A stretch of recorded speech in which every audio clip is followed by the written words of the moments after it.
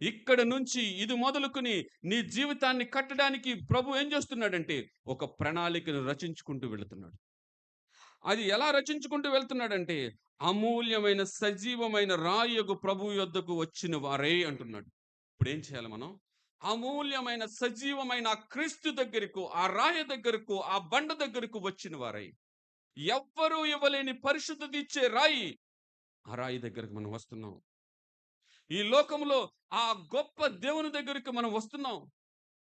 Hannah చెప్పినట్టుగా ఆ అంత గొప్ప దేవుని దగ్గరకు మనం వెళుతున్నప్పుడు మనం ఎంత భద్రము కలిగి మన ప్రవర్తనను కాపాడుకుంటూ, మన పరిస్థితులను కాపాడుకుంటూ, మన విధానంలో అన్నిటినీ ఆయన యందు సరిచేసుకుంటూ ఎంత జాగ్రత్తగా వెళ్ళాలి మనం?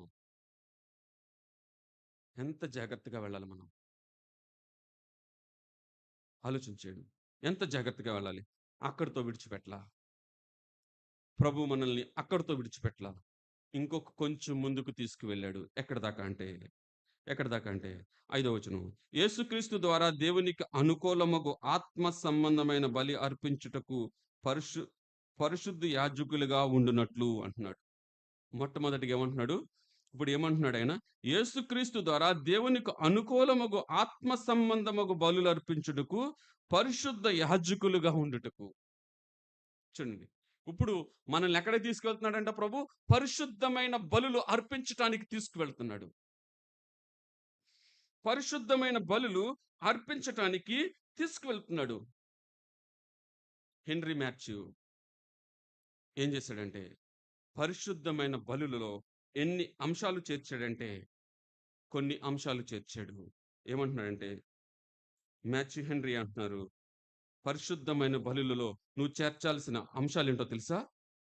ప్రార్థనలు, ప్రార్థనలు, నీ విజ్ఞాపనలు, నీ స్థితి, నీ పశ్చాత్తాపము, నీ యొక్క హృదయ వేదన ఆయన ముందు పెట్టాలి. రెండోదిగా నీకిచ్చిన జీవితాన్ని బట్టి, నీకిచ్చిన కుటుంబాన్ని బట్టి, నీకిచ్చిన కుమారులను బట్టి, నీకిచ్చిన కుమార్తెలను బట్టి, నీకిచ్చిన నీ చేతిలో పెట్టిన ప్రతి దానిని బట్టి నువ్వు ప్రభువుని స్తుతించాలి.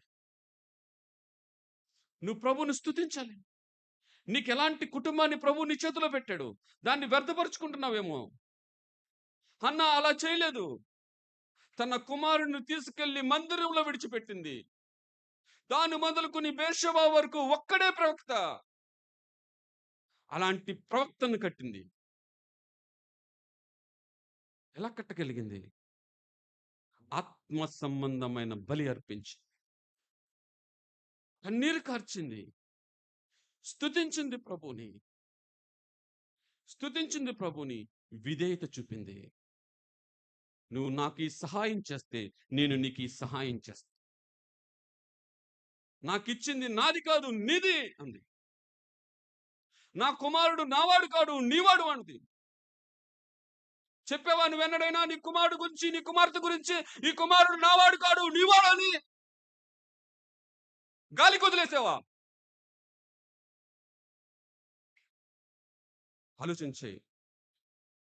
ప్రతి వారం సండే స్కూల్కి పంపితే సరిపోదు. మీరు వాళ్ళ ఆత్మీయ జీవితం కట్టబడుతుందా లేదా, వాళ్ళ ఆత్మీయతలో ఎదుగుతున్నారా లేదా, వాళ్ళ జీవితాన్ని సరిచేసుకుంటున్నారా లేదా, వాళ్ళ మనస్సాక్షిని కాపాడుకుంటున్నారా లేదా, ఎప్పుడైనా ఆలోచించావా?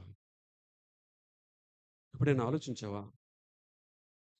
నీ మనస్ఫూర్తిగా విధేయత చూపగలిగావా దేవునికి?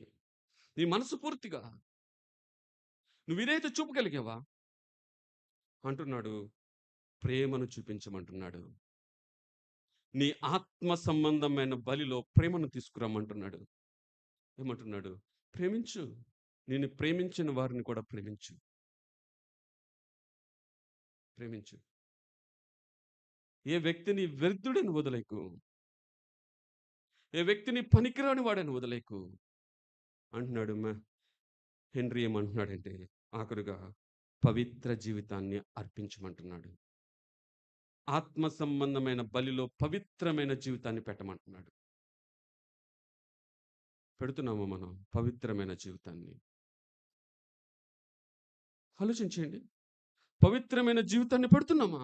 మొదటి ప్రార్థన దేవుణ్ణి స్తుతించుట, విధేయత, ప్రేమ, పవిత్రమైన జీవితము. ఇవి ఆత్మ సంబంధమైన బలులు. ఆలోచించేయండి. ఆత్మ సంబంధమైన బలులు.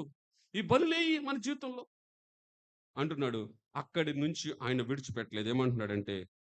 ఏమంటున్నాడంటే, మీరును సజీవమైన రాళ్ల వలె నుండి ఆత్మ సంబంధమైన మందిరమును కట్టువారుగా కట్టబడుచున్నారు అంటున్నాడు. ఏమంటున్నాడంట? ఇప్పుడు ఏమంటున్నాడు ఆయన? మీరును సజీవమైన రాళ్ల వలె ఉండి ఆత్మ సంబంధమైన మందిరము కట్టబడుచున్నారు ఇప్పుడు అంటున్నాడు. ఇప్పుడు దేనికోసం మనల్ని తీసుకొచ్చాడు ఆయన? పనికిరాని వాళ్ళని, మనల వైపు ఎవ్వరూ చూడలేని వాళ్ళని, పాపములో నిండి ఉన్న వాళ్ళని, లోక మాలిన్యంలో కొట్టుకుపోతున్న వాళ్ళని ఏమంటున్నాడు ఆయన? దేవుని మందిరాన్ని కట్టడానికి సమయోలు వలె ఆయన యాజకత్వంలో నిలబడడానికి నిన్ను నన్ను కట్టాలని చూస్తున్నాడు. నీ బిడ్డల్ని, నా బిడ్డల్ని కట్టాలని చూస్తున్నాడు. మనం విడిచిపెట్టాల్సింది ఏంటో తెలుసా ఇందులో?